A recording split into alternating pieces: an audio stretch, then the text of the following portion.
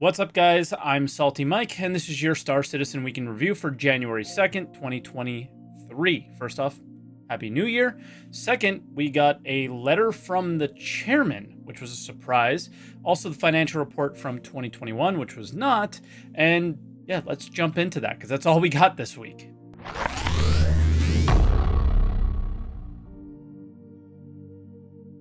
And as always, if this is your first week in review, this is where I take all of the official Star Citizen news, as little as there is each week, and put it together into one video and share some of my opinions about it. I also live stream on Twitch, twitch.tv/SaltEMike every day but Monday, so I can get this video out to you guys. And I have a second channel, SaltEMike Reacts, where we watch a lot of Star Citizen related content and many other games content as well, and just kind of share my opinions about that.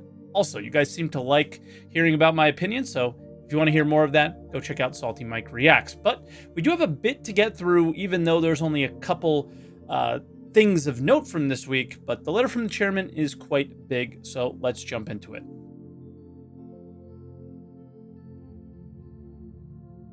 And the letter starts out like every letter from Chris Roberts does, and that's starting out by thanking the community. And obviously, we're a huge part in this, and we are helping his dream become alive. But he kind of points out that Star Citizen can't be made without us. And no game would try to make Star Citizen, no studio would try to make Star Citizen without the funding model that they have. But the thing that I really kind of want to point out here is they're thanking us for one thing, really, and one thing only, is to be able to do whatever they want with no consequence. Because once they have our money, that's it. Once you've purchased the game, once you've funded the game, once you've backed in some way, shape, or form, it's up to them what they do with it. And nothing you say really matters at that point, right? To an extent. Because then he goes into feedback and why feedback matters. And yes, they do listen to your feedback, but I think a really good example of why it's been frustrating over the last couple of years is they don't really action your feedback very quickly. I think a perfect example is inventory systems. Inventory systems were really problematic when they first came out. Lots of kind of standard features with inventory not happening. And then they went, okay, and a year later, actioned that feedback. One whole year later, gave us a move all button and the ability to shift click between inventories. That's not good. That's not good enough in a lot of ways. I think that's not expected. I think a lot of backers and players expect their feedback to be actioned a little bit more quickly, especially when it's not major overhauls of an entire system. But on a positive note, and I've spoke quite a bit about this over the last 6 months or so, is it's not just feedback threads that we provide, but the way we play and all these things have inspired developers to do really cool things. The racetracks in 3.18 is the perfect example for that. I really hope that this becomes more of a trend in 2023, that more, teams in the studio take that, the way players play and try to make it simpler, more fun, more interesting, the way the Montreal studio did for the racing communities. Then Chris goes on and discusses a little bit of a year in review. And yeah, for me, was kind of a disappointing year. There was not a lot of content added to the game, but one thing you can't deny is that they really did push forward towards their technological, hurdles that they're trying to climb over. One thing that we got is a lot of, optimizations that allowed more players on a server. We went from 50 to 100, doubled the players, which, hasn't made a massive impact on the game, but I do see more players. It makes bounty hunting a little bit easier, and it's, again, more of a foundational feature that's going to make server meshing that much better in the future. PES being in 3.18, albeit in just Wave 1 for now, and is very buggy, very crashy, has a lot of problems, is still in the game and is one of those hurdles that we need to climb over to finally get the, game engine that we need for Star Citizen to happen. But then when you can kind of cram the entire year of major features into just 2 paragraphs in this letter, is that really a good thing, right? Probably not. He talks about growth next, and like the previous letter, they kind of pointed out that hey, a lot of people are playing Star Citizen. 50% more daily active users this year in 2022 from last year in 2021. That's really good. 33% more monthly active users with a max of 400,000 in May. They also broke $100 million in funding just for 2022. That has never happened before. How they gained a lot of this funding was from new backers. And I tend to think, yeah, they don't know any better. And that's kind of why these things are happening. And they have to continue to excite new backers. And they're doing that. So 70% of people who tried the free flies this year bought the game. That is a massive, like really, really good user acquisition number, it feels like, right? That's huge. So they're going to do the free flies no matter how bad the patch is. And most of the time when they do the free flies, things are really unstable and people are able to realize and see Star Citizen's potential through these free flies and are willing to purchase the game, and probably not just a starter pack, but something a little bit bigger. Now, one thing that's a little misleading here is that, yeah, they got $100 million in funding, but where's that money going to, right? And I think if you asked all of those 70% that backed the game from a free fly this year, they would probably assume that the money is going to Star Citizen, and the potential that they see is going to be realized in a reasonable amount of time. They're going to be able to watch Star Citizen grow. And while you are going to watch it grow, it's kind of like watching a pot boil right now, where it's a little bit difficult. All of that money is going to Squadron 42. Not all of it, obviously, but most of it is going to Squadron 42.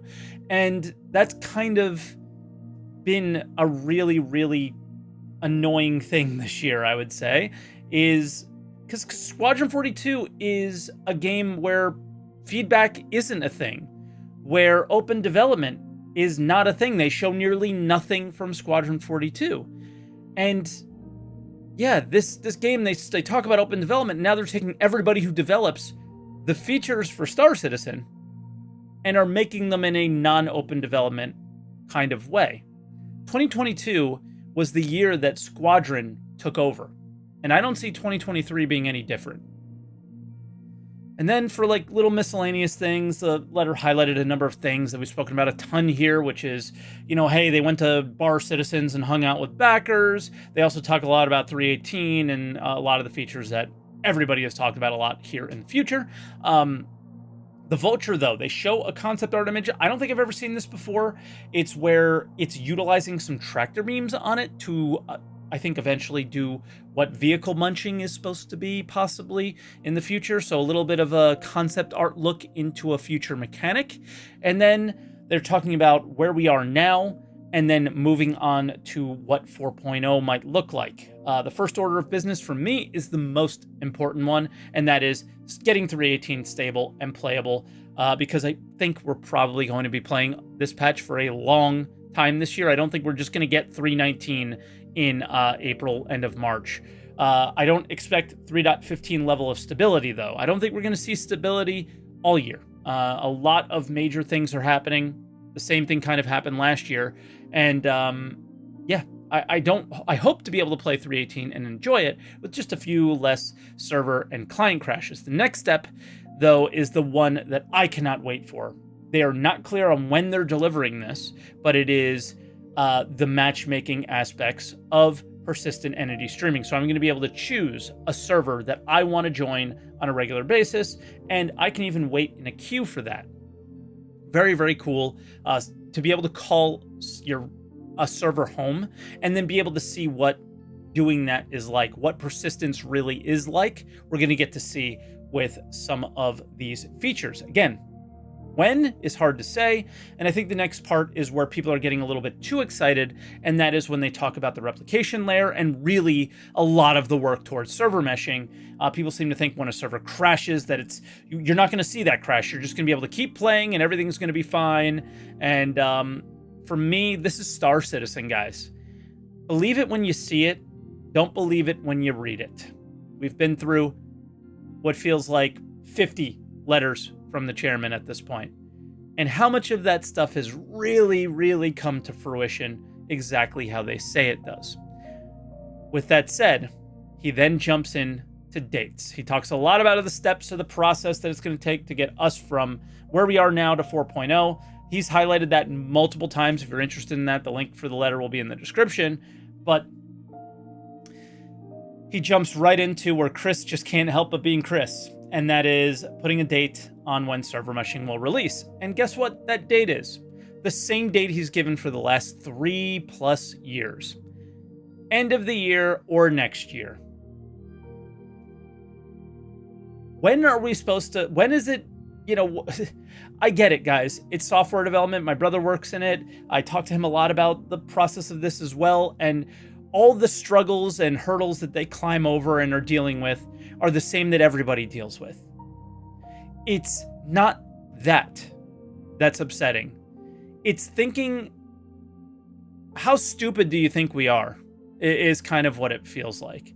How many times can you continue to say the same thing and not look like an idiot? And I'm sorry, but this time, this is just getting ridiculous at this point. And it's like almost like snooze-worthy. I'm so bored of hearing the same dumb thing over and over again, and everybody seemingly being okay with it, right? Now, this was so bad that one of the major pillars of the company that works on this feature instantly went to Spectrum and stated, no, basically no. We don't know what's going to happen. This is just a big guess, and yeah. So without putting words in his mouth, it's up on the screen. You guys can read it. It'll be linked in the description as well. CR also gives these caveats too. But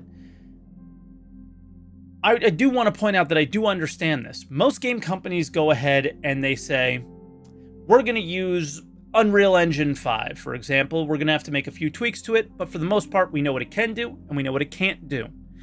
And then we're going to design our game within that. Chris and Cloud Imperium Games said, we know what game we want to make. We're going to build all the tech to make that happen. That's the huge difference. So that's where you can't really apply all the things that other game companies do to the things that Chris and Cloud Imperium does. And we all kind of know that going in. And as frustrating as it is, it's kind of stupid for myself and others to continue to complain about this.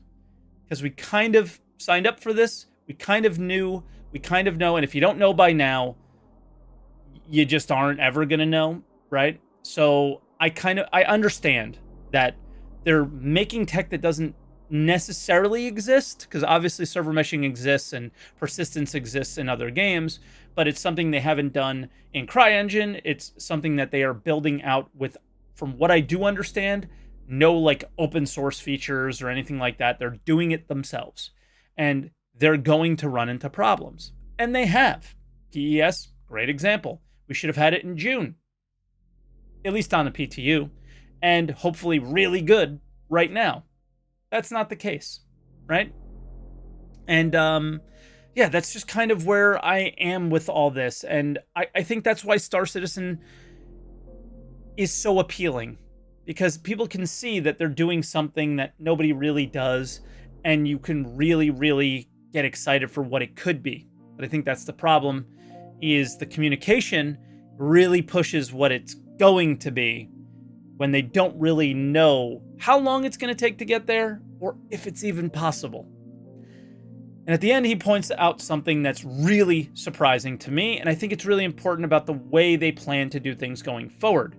They plan to deliver the Squadron 42 features that we saw at the end of CitizenCon in a really polished state, because they don't plan to deliver it until the end of this year, I should say, because the letter was posted last year.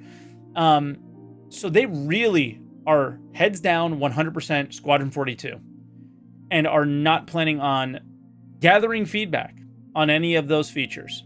They're going to deliver it to us polished. And what scares me about that is that could even mean master modes, star map, UI updates, a lot of things that we've been waiting for a really long time. And in another classic CR moment, our boy still has a completely inflated view of what this game is, in my opinion at least. Yes, you can do all the things that he points out here at the end. You can haul, you can trade, you can mine, you can do medical stuff, all that. but he still has yet to deliver to his game any real reasons to do so, or any game aspect of it, right? And yeah, then he just casually mentions farming, like it's any part of the plan in the next few years. Like, what are you doing here, man? So overall, I kind of am fine with the letter. I don't have a lot of issues with it, even though I'm pointing out some things here. But I think the big thing that we need to take away with is we know that it's going to take a while, and we know that there are going to be some hurdles. I'm also just really bored of letters from the chairman. The same letter for the last however many years, the same statements made at CitizenCon for how many years. I'm ready for another year of, and I'm prepared for another year of nothing. And I expect that. Server meshing and Squadron 42 are their priorities. I expect another year of a lot of tiny features that are not connected and are not exciting. I have hopes for next year or this year, and that's more like those Montreal moments of, wow, look at these members of our community. Let's make their lives a little bit more fun. And yeah, I'm looking forward to trying a lot of those features out. Then we had a little, I'll touch very briefly on the financial report that was also mentioned in this letter. I really only want to touch on one, I guess maybe two things. The first thing is they spend the money that we give them on development and, productions and salaries, and they spend the money. The other thing I want to touch on is their investors. In 2020, they paid, I think, $5 million back to the Calders. In 2021, they did not. And they made a statement that this money is what it was intentionally used for, or initially used for, and that is for security around, I guess, promoting Squadron 42 as a project.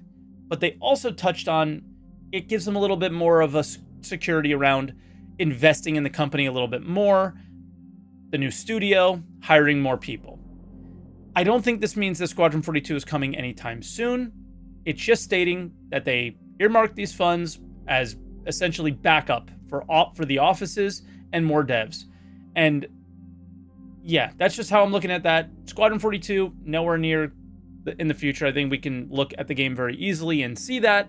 But I do find it interesting that they paid them in 2020, but didn't in 2021, where most investors, 3 to 5 year plan, they want their money back and with interest. And I don't know what agreement they have now, but that apparently seems to have stopped, unless they fudged some numbers here and there, because there are some, I guess, people out there that look at the real financial statements from the UK government and see some kind of weird things when they put out these financial statements as well. But I'm not an accountant. I don't know what's going on. I don't care. I just want a good game. So that's where I'm going to leave this, guys. Thank you so much for watching. That was Week in Review. Not much happened, obviously, this week. Another letter from the chairman that, I think we should just kind of toss and see what's on our client in 2023. And I'm just hoping that whatever's there is a little fun to play and hopefully starts becoming a little bit more connected, but I'm not holding my breath on that one. Happy New Year, everybody. Thanks for watching, and I will see you guys next week, which will probably almost definitely have nothing to talk about. So maybe I'll see you next week, but leave a like, comment down below, and subscribe for more Weeks in Review, and I'll see you when I see you.